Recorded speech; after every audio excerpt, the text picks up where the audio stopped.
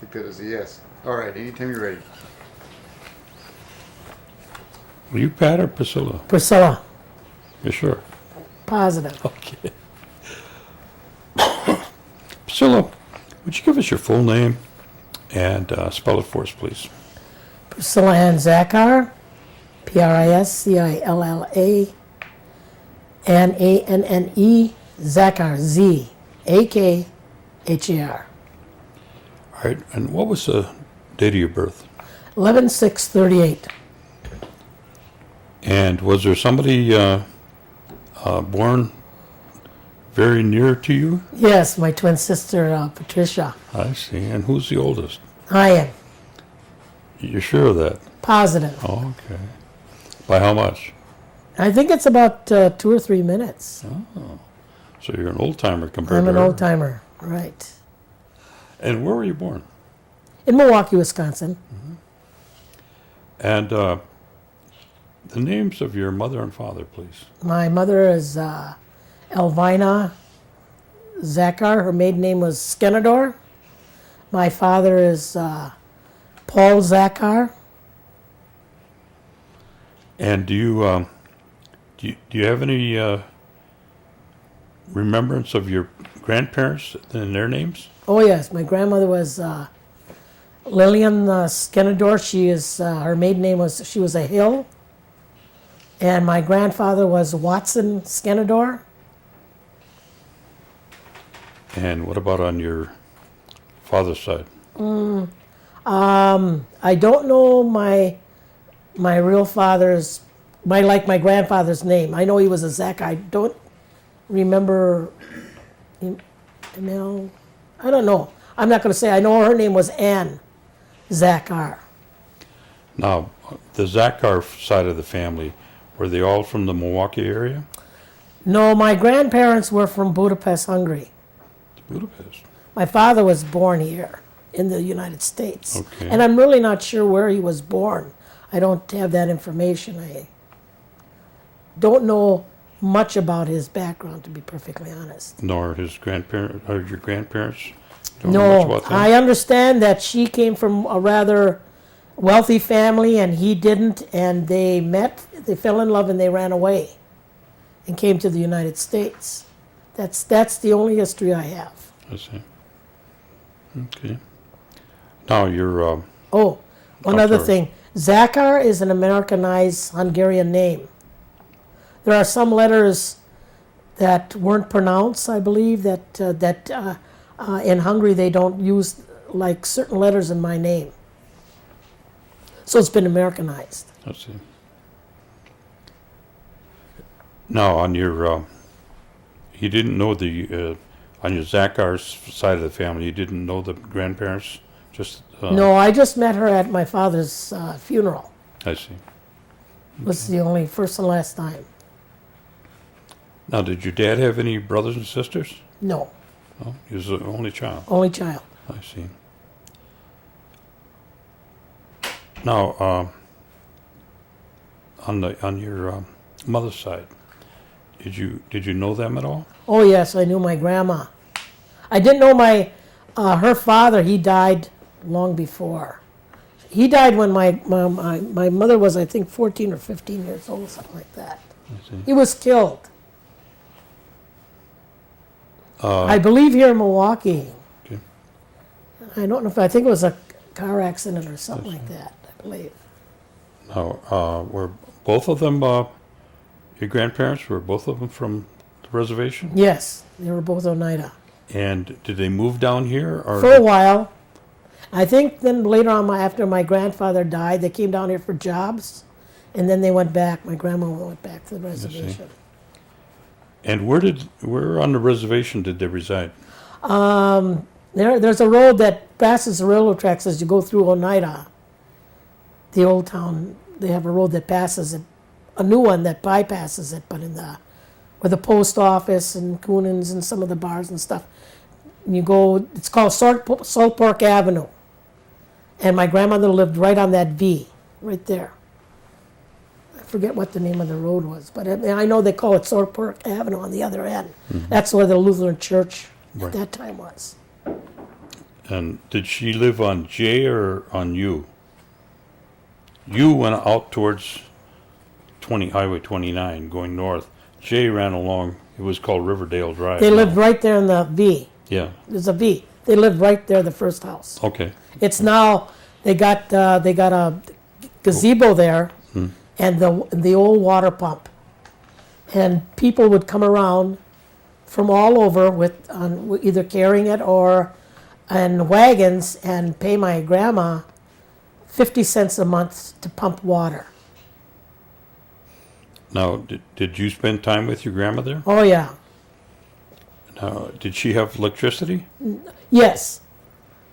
And running water. I mean, no, not running water, because we used the pump. Yeah. And we had an outdoor toilet. Now, did you know your grandmother's background in terms of education? I think she only went to a very low grade, not too much schooling at all. My mother only went to 8th grade, too. So I know there wasn't a lot of pushing for an education. It was mostly to get a job and earn money. Okay. Now, did your mother have any brothers and sisters? She had one sister. I believe there was a brother who died when he was a baby. What was the sister's name? Isabel. Your grandmother now, was she a homemaker or did she work outside the home? She was basically a homemaker that I remember. I guess from what I hear that she used to clean houses. And what church did she go to? My grandmother went to a lot of churches. We just go to the Mormon church. We'd go to the Lutheran church. She liked the singing, but she wasn't. I never knew her to be talking about any one particular religion. She liked church, and she felt that no matter where you went, that was good enough for her. Okay. Now your mother and dad. Did your mother meet your dad on the reservation or in Milwaukee? In Milwaukee. In Milwaukee. Oh yeah. And about how old was she when she moved from the reservation? I think. See, my mother got pregnant out of wedlock, and so I think she left around when she was 18 or so. Came down to Milwaukee, and she left the baby, my older sister, Rhea, my half sister, with my grandmother. I see. And how many brothers and sisters do you have? I have 2 brothers, 2 sisters. My younger brother has passed away from cancer. My older sister has passed away, and she had cancer also. Okay. Now, your mother moved down to Milwaukee, and that's where she met your father. Mm-hmm. And where did they reside at the time? The earliest memories I have is on Farwell and Albion. I don't remember them living together, but I remember him being there a couple of times. Mm-hmm. Now, what kind of work did your dad do? Well, he was, to me, he always was a jack of all trades and master of none, because I remember my mother saying that that he would travel out of town to get jobs and then come home with money. And then the last thing I remember about him, he worked for the brewery. For the what? The brewery. Oh, the brewery. Yeah. I see. And he was coming home one night, and he was making a left turn, and a man went through a stop sign and killed him. Oh, He was riding a motorcycle, and he never wore a helmet. In those days, you didn't wear a helmet when you drove a motorcycle, and he hit his head on one of those manhole covers. Okay. Now, your mother, what was she a homemaker, or did she work out the home? Yes and no. She had like jobs waitressing. She worked as a salad girl at some of the better restaurants. She was really good, and she made excellent salads. And she used to bring home, if people had steak and sometimes they wouldn't eat all of it, she'd cut all of it off and bring it home. Mm-hmm. And but as long as I ever remember, my mother could make a salad that was out of this world. I like making salads too. Now, you were born down here, but you would go home on, would you just go home on the weekends, or would you go home during the Holidays. summers? And during the summer sometimes, whenever we get a chance to take a ride up there. Not everybody had a car. You know, my Uncle Joe was when I can remember, is my Uncle Joe was the only one in the family who had a car. He had a, what is that kind they call? They had the back seat that opened up. What did you call those? Oh, rumble seat? Rumble seat, yeah. And all us kids, they put all of us kids in the back, and my Aunt Belle and my mother and my Aunt Belle, my Uncle Joe, my mother were right in front, and all us kids would be in the back. My cousin Debbie and, you know, the Butchie and Joe and little Joe and my two brothers and me and my sister. We loved it.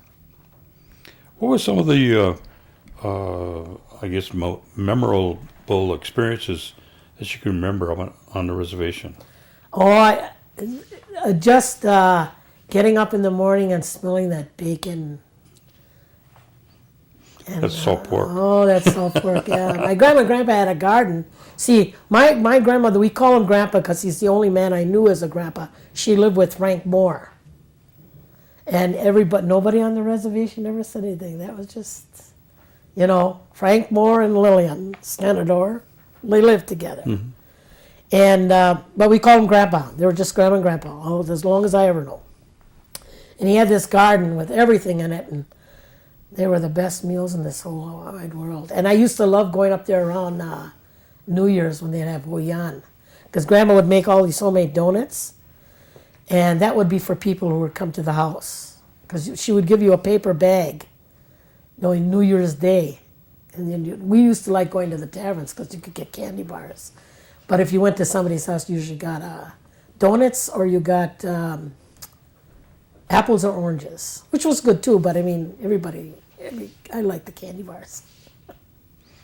There used to be a guy that lived on Salt Fork Avenue, and his name was Johnny Gitkit. Did you know him? Yeah. What do you remember about him? He's just a nice guy. I don't know. He used to, I don't know. I just liked everybody.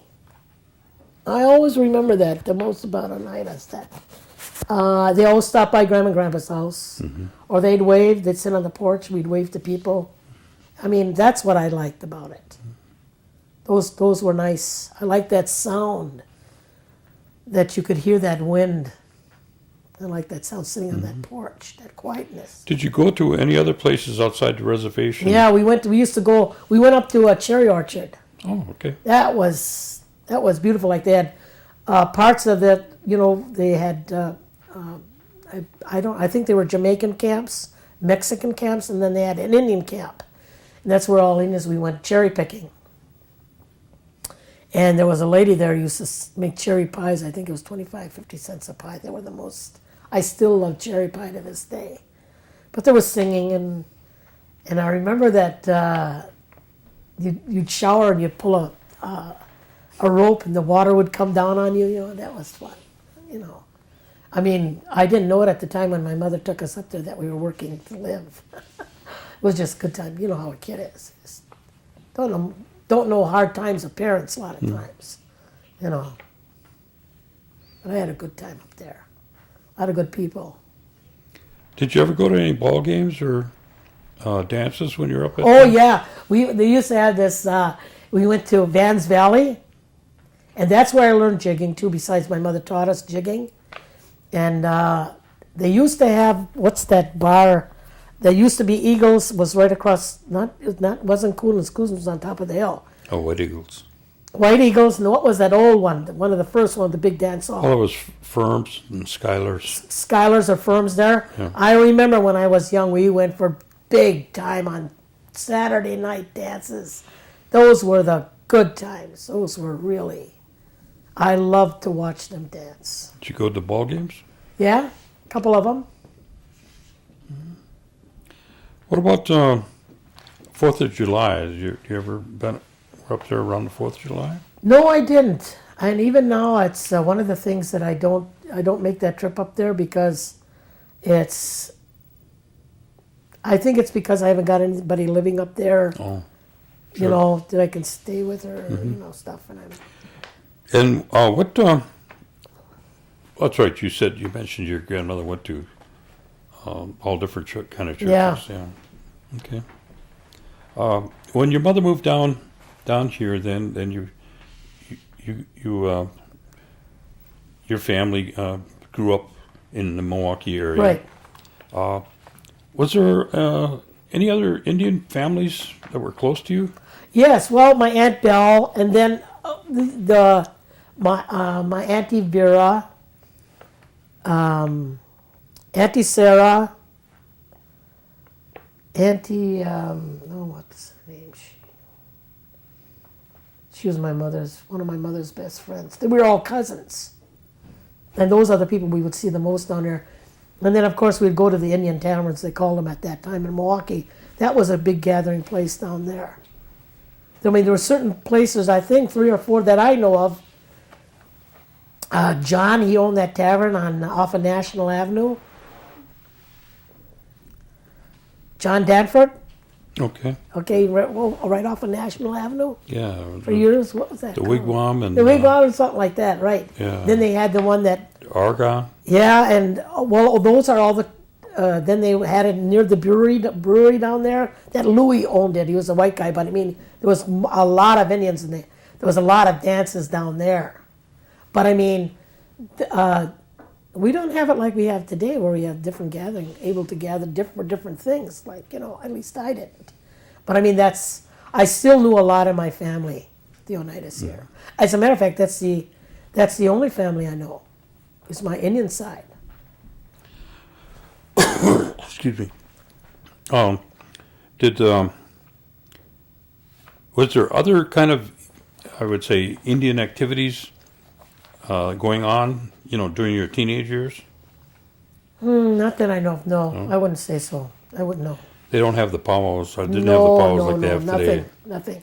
And a lot of the ones that we knew just kind of didn't do that because it was like, you know, it was prejudice at that time. You would never think of wearing, like I've gotten dressed up and put on a ribbon shirt. You know, you're taking a chance, you know. Mm-hmm. I mean, now to be Indian is like schools and people want to It's see. the in thing now. It's the in thing. But there, it was no in thing. Believe me. I see. Okay, you went through grade school, and you went on to high school. Yes. And where'd you go to high school? I went to Riverside High School in Lincoln. Went to Lincoln, and then we moved, and then I had to go to Riverside. And I didn't graduate. I quit at 16. 16. Yeah, and then I went to that. What I mean, didn't you really care for school, or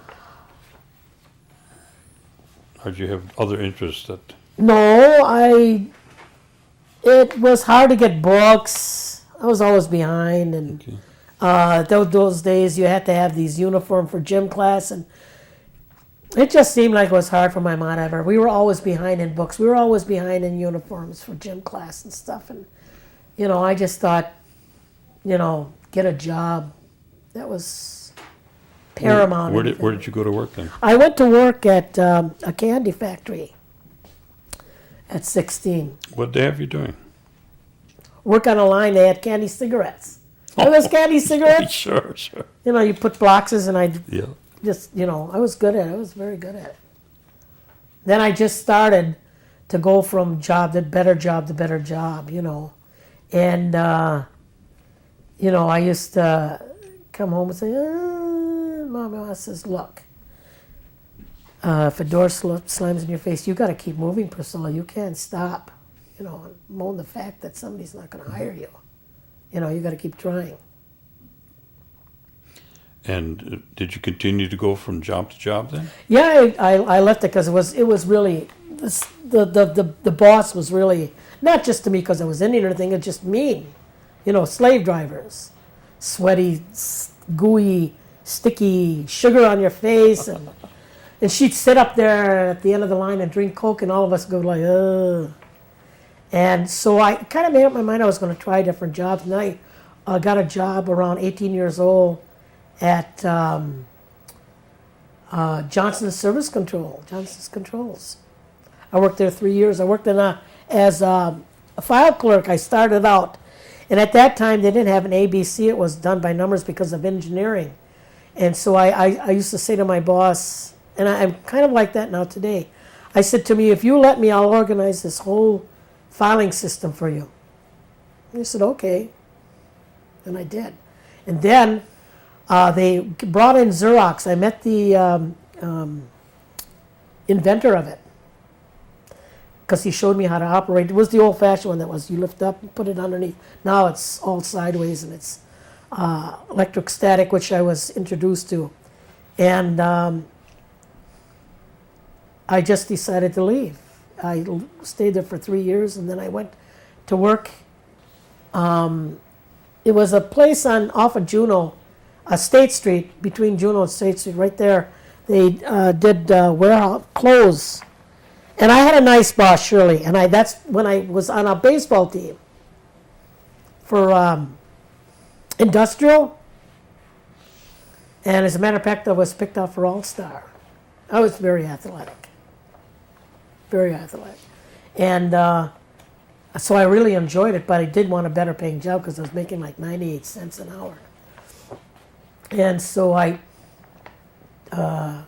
friend took me out to Briggs and Stratton. And I put my application and he said, you look kind of short. And I said, no, I'm real tall. I just stretch myself.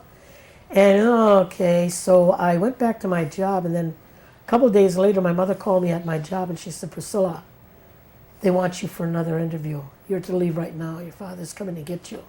So my boss says, yeah, go. And they hired me at $2 an hour. It's like money in the bank. And so I stayed there 30 years. And I retired from there. And what did you do there? Well, I started out as just like an inspector doing piddly jobs he would send me to all kinds of departments, anybody who needed an inspector. So I looked at my department, I said to myself, I noticed these floor inspectors was a little bit than these other lowly, what I was doing, inspectors made less money. But these other inspectors made a little bit more money. But you did have to know how gauges, and you had to know how to read a blueprint. And I went up to my boss and I said, I got a proposal for you. Why don't you train me for every job on the whole line? And this way, if anybody's absent or they got to go home early, you can put me on any job. Because normally when you got an inspector job, you stayed in that area in just maybe 4 machines. They had a lot of them. And he took off his glasses. I don't have to think about that, Pricilla. That's a good idea. I'll do that. So that's what I trained. I trained for this. I trained for every job on the whole line. And that's what I did. And right after that, I got my, like a certificate that said I was a floor inspector. They had a raise then at that time where women were going to make, because see, men made more than women on most jobs. Remember they passed that law? Then women were going to make the same as a man? Oh, was that like, then everybody wanted that job. But now, then they made it tough for you. Like you had to be tested and, So I lucked out on that. I was making some good money. Just boom like that. So I really enjoyed it. Did they have good benefits there? Oh, yeah. I have no complaints about it. It gave me, for 30 years, no complaints. And I was ready to go. When did you retire? I retired in 91. 91. Yeah, I started in 61 and retired in 91. Could you have worked longer, or did you? Yeah, I could have, but I didn't want to anymore. I've done other jobs there. I worked. Yeah, I could have, but I just didn't want to anymore. I was getting that. I was starting that business when I used to. For 30 years, I was going in there every day, and by the end of it, I was starting to take my pants and shove myself in the door. So I knew it was time to go. So then I worked for New Berlin schools in the kitchen, which I liked. I love working with kids because What'd you do there? I served food. Oh, I used to put on masks. And I used to say, Priscilla can't come in here today because she's sick. And they go, oh, Priscilla. It was grade school kids. I had a lot of fun with them. I'd fix it up for Halloween and Christmas. I got cards and an apron at home that I have now with the kids' names on them. And it was really fun, Then I worked for a daycare center. I cleaned. And I liked it because I was by myself. I could come in there. If it took me, I get paid for 3 hours. If I finished in an hour, because every time I do something, I find a way to do it just as clean, but not too fast, you know what I mean? Like if I'm cleaning a toilet, I'll use both hands with 2 cloths and clean this way. Instead of going, I have a way of, So I used to take my sister, we'd clean houses, and I tell her, I'll do it this way. Now, when we do it, I'll do the bathroom, because some places had 7 bathrooms. I said, I'll get them because I know how to do them fast, and they'll be clean. And she's a real good vacuum and duster. And I told her, unless they pay you for being fussy and they want another hour, let's make this. You put gloves on your hands and you can dust so fast, it's unbelievable. My mom was a real clean. My grandmother was real clean. I come from that whole background. You walk in a house and you got to put up curtains. You got to wash the windows. You got to wash the floors. Mm-hmm. That's the way I was brought up. And so I am not fanatical, but I have my ways about me. Mm-hmm. So, and then I was getting tired of that. So I was going to a weight clinic to lose some weight. Failure. This lady who owned it, she said, I used to talk to the customer, hey, this works really good. And she said, if you ever want a job, I'll give it to you. So I said, yes. Well, my friend Carol, she persuaded me to take it because she thought it was easier than cleaning or anything else. So I did, and I just loved working with people. I really love working with people. And she made me the general manager. Now I'm not going to work. I don't work there anymore.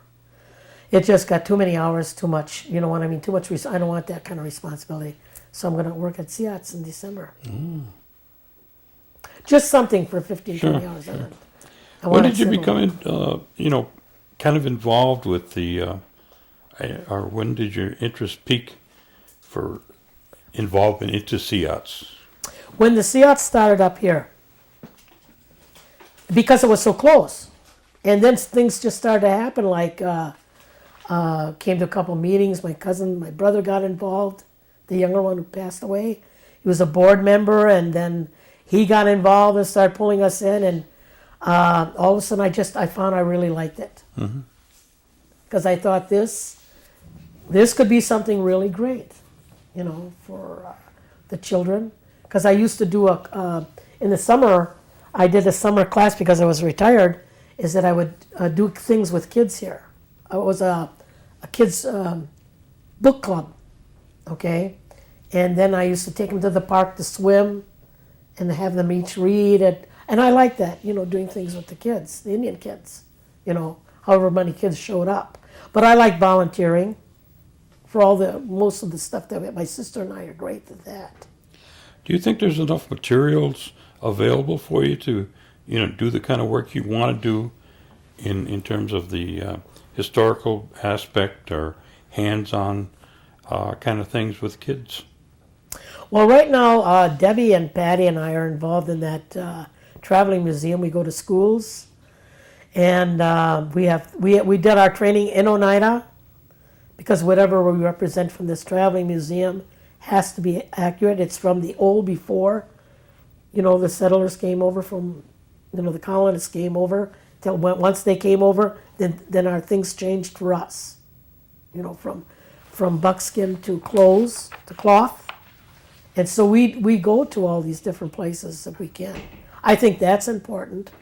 I think that having done this traveling museum, we really found out that people are still into the cowboy movie type thing yet. You know, that things have been put in your head that are hard to get rid of. How long has this been going on? Oh, gee, now let's see. Quite a while. How long have you been working with it? I don't want to. It's been over, let's see, 4 or 5 years, I think. I love it. I love representing my heritage. I really do. Have you ever had an opportunity to go back east? No, my sister did, and I think Debbie did. That's that one. Remember when everybody got sick? On the homeland Yeah. journey? Yeah. Oh, God. If it ever comes up again, I'm going. Even if they get sick? Huh? I don't care if I get sick or anything. I'm going. I think there's... Are you able to follow the New York claim at all? I follow everything I can. Yeah. I read everything I can that comes out to keep. I go either if I don't come here for a meeting, I try to get up to Oneida as much as I can.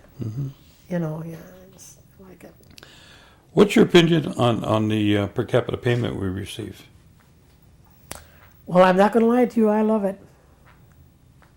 I think that. See, I was for at the beginning when this whole thing came out about money. I wanted schools built. I wanted everything for Oneida. And then when they came out that they still had money that they were going to give every member a per capita, I was for it. Because I felt I was still getting something, because I couldn't be up there to get what I would have liked to.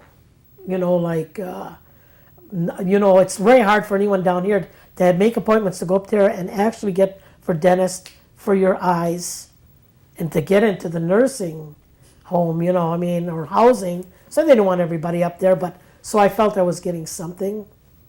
Now I love it with the medication. It just it saved my life being retired. So that I appreciate. So, but I know it's important for up on the Oneida for them to have it. Everything, I would certainly vote for them to have everything.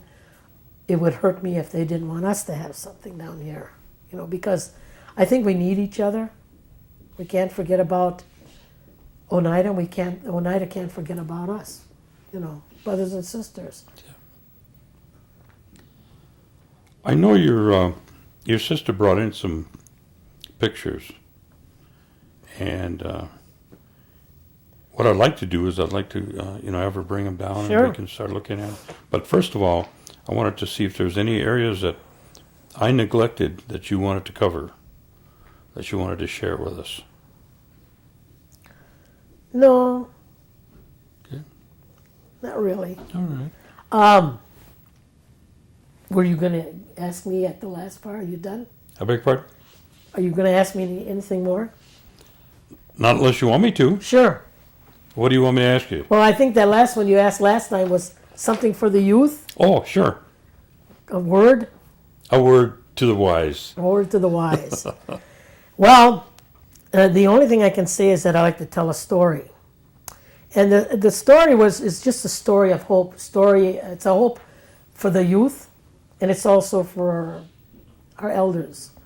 And the story goes like this, is that there was an elderly Oneida woman sitting on a bench in the reservation, and she was looking around, and here comes an elderly Oneida man. He sat at the other end of the bench. So she looked at him and she said, you a stranger here?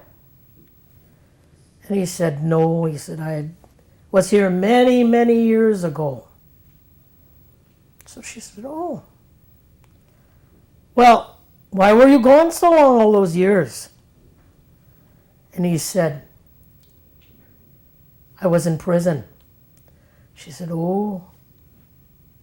Well, what were you in prison for?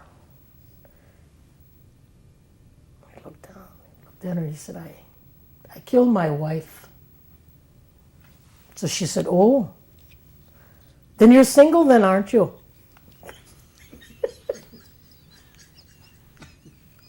That's hope. Well, I don't know if that's something we would want to give any recommendation to the kids. But that's a good one. Did he say yes? Well, I'm going to tell you something. What I'm going to do when I leave here, I'm going to go look for a bench. No, I'd look for the man first. You know what they say, the old bench will do. I think we better stop rolling here, Alan. Okay. Okay. Tell us about this photograph. This is my grandmother, my Uncle Joe, Aunt Belle, my brother Jim, my sister Patty. No, that's me, that's Paul, and that's Patty. Yeah, and the two boys here are Butchie and Donald. Our cousins. Yeah, when they were babies. About what year was We were this? up at Grandma's house. Okay. What year? I don't know. Oh, golly, I don't even know. Because if the boys were babies then, oh, I don't even know. Yeah, No. And the picture was taken where? Right at Grandma's house. on the reservation. Okay. Saltport Cabinet was? Yes. Yeah, you know where that red, you've seen that red pump, Yeah. you know, and where the gazebo was. Well, her house, the pump was on the side there. It's on U and J. Huh? You U and J. Between U and J. Okay. Okay. Okay. Okay. Tell us about this one. That's my younger brother Jim. Is that Jimmy? I thought that was Paul. No, that's Jim. That's Jimmy? Yeah. I thought that was Paul. Could be Paul. Huh. No, I think it's Jimmy. It's my mother, Elvina Scanador, and that's my auntie. It's her sister, Auntie Bill. Auntie Bill. Isabel. Well, Scanador, and then she married a Metoxen. Yeah. My mother married And a I don't know Zakhar. where that picture was taken at all. No, No. I think it's in Milwaukee. It might have been. I don't remember. I don't remember asking her or That's anything. Jimmy. That's Jimmy. That's all. Okay. Okay. Tell us about this photograph. Okay. This is our older brother, Paul. This is our younger brother, Jimmy. This is Priscilla. And that's me. And this is when we came back from the boarding school. Oh, really? Yeah, because remember it was on Jackson and Juneau, and it was up. We were upstairs.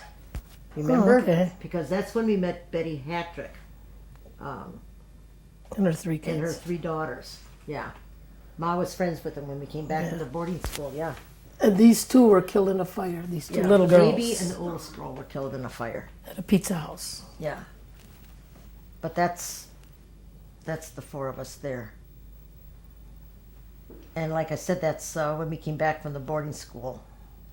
We lived on the 2nd floor. We had that balcony. On the 1st, the 2nd, and the 3rd balcony.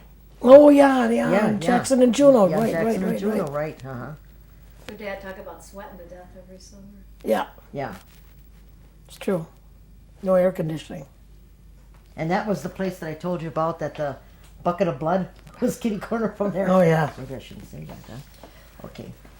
But it was a busy street now. Now it's all the stuff is gone. There was houses that were You mansions rented that apartment.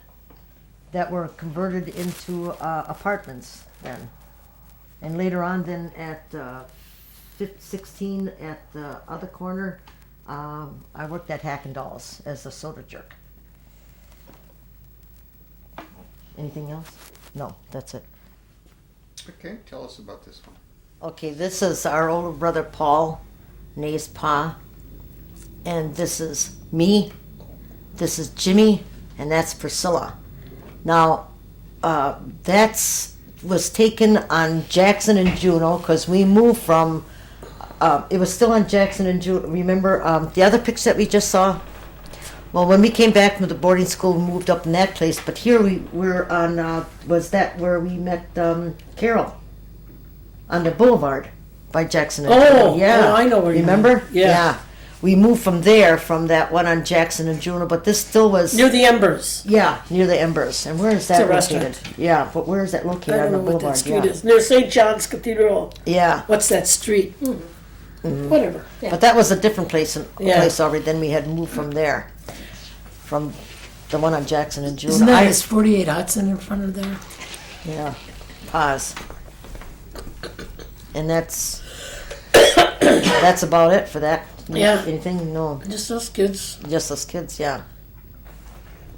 Okay. Okay. This is our Auntie Belle. That's Deborah's mom, and our mother's sister, and this is our pa, our real pa. And I don't know where these are just friends of theirs. But They were there's- at an airport, they said. yeah. I think my father was a handsome Yeah, man. I Wasn't he thought he was handsome? good looking. Yeah, He reminds me of my brother Paul. yeah. Oh, I To adored. me, I he just looks- loved our father. I love our older brother too. Yeah. Yeah. I don't have too many pictures of my dad, but No, he's the one who taught me how to swim. I love swimming to this day. and she got her leg burned because he had a motorbike, and that's what he was killed on. Was a Yeah. motorcycle because he didn't So, have a helmet. I learned how to Had a ride a skull motorcycle later on. Yeah. And I loved it because he had an old Indian motorcycle, and I love motorcycle riding to this day. But he put me on his back and had me. He swam out past the breakwater down at The lake. the lake, down at the beach, and the lifeguards swam out, rowed out there, and said, "You get that girl back." So back he came, but he used to tell me, "Hold your breath now, we're gonna dive." And boy, down he'd go, and I'd hang on to him, and I love swimming to this day. I love it. Yeah, she does. She Yeah. really does. Okay. This is a picture taken. This is me. That's Butchie. That's Ronnie. That's Patty. That's Jim, and that's Paul. Yeah. His fingers up his nose. Tell him where it's at. But- At the cherry orchard. No, Yes, it's not. No. Yes, it is, Priscilla. Yes, it is. It is. Because that's the ladder that we were standing on. Right. And Oh, to get up the cherry tree. yeah, and that's where because I remember the other stuff with it that, sure. Yeah. Yeah, I don't know if they had come up to visit us or what, but we were on the ladder in the orchard, and they took this picture, and it was there that we saw Jamaicans for the first time, that they had buckets, like 10 on each arm and on the On their head. head. Yeah. Well, they had them on those poles over their shoulder. Yeah, uh-huh. But that was a Sure, great yes. summer, wasn't it? A great Yes, it summer? was, Remember yeah. that lady? I was telling him about making those cherry pies. Yeah. Sell them. And I think they just came up there to visit because they were up by Grandma's, and they Yeah. just came up to visit us. Because while we Grandma were was out up there that year. Yeah, Yeah, we had a good day. It was a good time. that's it. Okay. Okay, this is our baby brother who has passed on, but this is when he was a little guy. And that's on Farwell and Albion. Albion. Yeah, because I remember when they took, I remember when Ma went to the hospital, when they Yeah. carried her out, And remember? remember they called him Biddy? Who Yeah. gave him the name Biddy? Ma did. Ma did, or Auntie Bill. Somebody Auntie gave Bill, him, they yeah. used to call him Biddy for some reason or other. How old was he when he says, "Don't call me Biddy anymore"? We called him that until we went up to the boarding school. Oh, yes. And we said, "Come on, Biddy." I had been crying because the kids were all looking out the window. Priscilla told me not to cry. And Jimmy walked up to us, and we said, "Biddy," and he said, "Don't ever call me Biddy again. My name is James or Jim." Jim. And so from then on, and he was only 9 years old at the time. But do you remember kids, men, years ago that knew him when we were, when he was young, we were growing up and called, they'd say, "Hey, Biddy," and he'd go, "Oh, Yeah, my oh God. They still remembered him by that name, yeah. He was one of those kids that ran up the block Hey, and down the block and he- up the stairs and down the stairs and He was a good storyteller, wasn't he? yeah. A beautiful singer. Yes. Oh, my God. Artist. Had a band. Yeah, he was an artist. Yeah. I mean, he was talented, but he was inside. He was as much he would talk. I would say my brother was inside was sometimes I think very shy, Yeah, yeah. very very shy. I think my Good older looking. brother was shy, The women liked them. The girls liked them. Handsome, the women handsome, liked them. Yeah, handsome. yeah, Both our brothers were handsome. yeah, Okay. yeah. Okay, this is Deborah, our cousin Deborah, and these are the twins. This is Donald and this is Ronald. And Debbie, when she was born, she had hair that stuck up, it was thick all over. I took care of her once in a while when she was little, and I fixed her up with long little sausage curls and with a bonnet and that. And I was 15 at the time, and I remember I told everybody she was my baby because they said, "Oh, what a pretty little girl," and I said, "She's my baby." Their mother is my Auntie Belle, which is my mother's sister. Yeah. And they were sisters, Aunt Belle and my mom, and my mother had twin girls, Uh-huh. and her sister had these twin boys. Twin boys, yeah. Donald could dance. Donald could dance. Yes, yeah. He's a shorter, and kind of like how Priscilla and I are. Priscilla's more talkative and stuff, and I was really shy when I was young. I stopped that when I got older. That's about it. That's it. Okay. Okay, this is Uncle Joe, Debbie's pa, and his Auntie Belle. That's Isabel. That's her mom. That's her mom and dad. I think that's cousin. That's when he was in the service. Now, I That's forget it. his name. Debbie knows his name now. That's Clifford. Clifford. Yeah, Clifford. yeah. He was married to Carol. Cousin. Yeah, He was married to Uncle Joe's cousin. yeah, Yeah. yeah. Uh-huh. That's when they first met each other, and then later on they got married. Uncle Joe and Auntie I don't know if they Belle were married at that time or not, but I know I always saw him in the uniform, and they did get. Yeah, he they did were. get married when he was in his uniform. Yeah, I know that. Uh-huh. But that's the earlier picture of him. Yeah. They They were a really big part of our lives. Yeah. Uncle Joe and Auntie Belle. big part. Yeah. I was saying before that I got a lot of stuff from Auntie Belle too on how to behave and manners, like from with Grandma and with Ma. Remember? Yeah. To always ask. Auntie Belle was the one that showed me how to set my hair in bobby pins, because when she took us out of Ruthie and Stanley's Yeah. and took us over to her house, and they were going to go shopping. And I asked her, she had been setting my hair, and then I asked her, she said, "Patty, you really got to learn how to set your hair." And so she set the bobby pins, the jar of bobby pins in front of me, and a mirror, propped it up and gave me the brush and comb for my hair, and she showed me how to go like that and twist it up around my finger, and I started doing it from then on. But she was the first one that taught me how to bobby pin my hair. And Uncle Joe, I never Oh. heard a harsh word out of No, that man. no. Ever. I never even. Do you remember Uncle Joe getting mad? No, I have no memory of it. no. He was He was a really really good easygoing man. guy. Yeah, he really was a good Yeah. man. Yeah. Yeah. I never they remind me of Grandma and Grandpa because they never talked. They all showed each other respect and never talked down to each other. We loved our Uncle Joe and Auntie Belle, that's for sure. Jeez. Oh, yeah. Okay, go ahead. This is- Okay, because this is in 57, Priscilla, and I was pregnant here in Hadley Street with Rebecca. Becky. That's Remember? our mother. Yeah. This is our mother. We lived on Hadley Street. Mm-hmm. She's smiling on this picture? No. Yes. But you notice she never wore. Remember that at that time? We very seldom saw her in slacks. Oh, yeah, she never wore slacks. Auntie Belle never wore slacks either. Mother never wore slacks till I think she was. Oh, in she her was older in her 60s. 60s. Yeah. In her 60s, yeah. You Always just- wear a skirt or a dress. Or Yeah. something. Yeah. And, And those. Remember she had on those aprons. Remember they always had aprons. Yeah. They put on aprons. yeah. She Hadley looks like she's Street. got saddle shoes on. I was working at the photo place then at the time when I was pregnant with Rebecca. Yeah. I remember that. She looked Yeah. pretty in that picture, didn't she? Yeah, she did. She looks really pretty in there. Got it. Got it. Okay. Okay, that's our mother. Oh, she was really young then. Yeah, and Uncle Jack. That's her.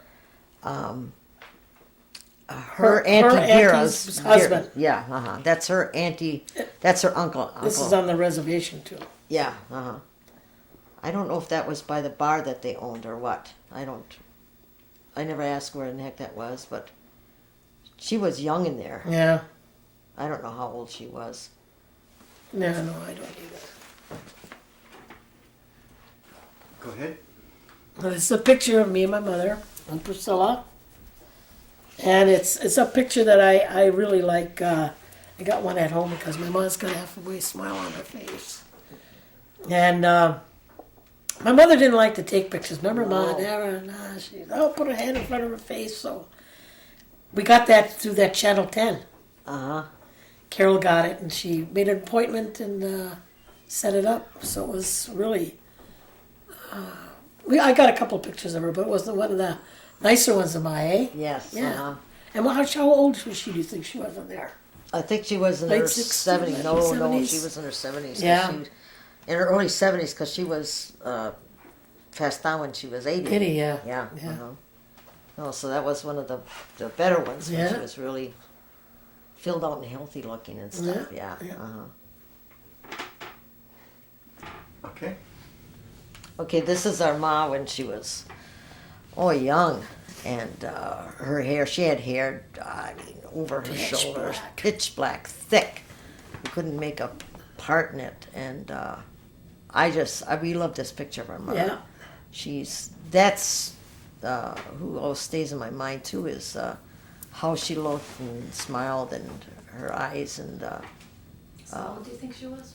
oh golly, I don't even know. I have no I don't know. idea if she was in her 30s or 40s or what. I don't know. It's my favorite too. Yeah. It has such a look about her that I've never seen. Yeah. All that stuff, you get later on in your eyes. It's nice, eh? Well, she always went like this and covered up and never liked to take pictures. So we were astonished at the picture that we found of her like this. Yeah. Because that's the way I saw her all the time. As beautiful. I really thought she was really good looking. Okay. It's, This is Auntie Bill. no, it's not. Yes, it is. No, it is not. Yes, it says Isabel right on the side there. Yeah, this is Elvina Isabel. This is Auntie I Bill. know what it says, Isabel. This mom, Yeah, grandma, and grandma. her mother. Yeah. I said, this is the two sisters. This is Auntie Belle, Grandma, their mother, and our mother. But you know who that looks like? Auntie Vera.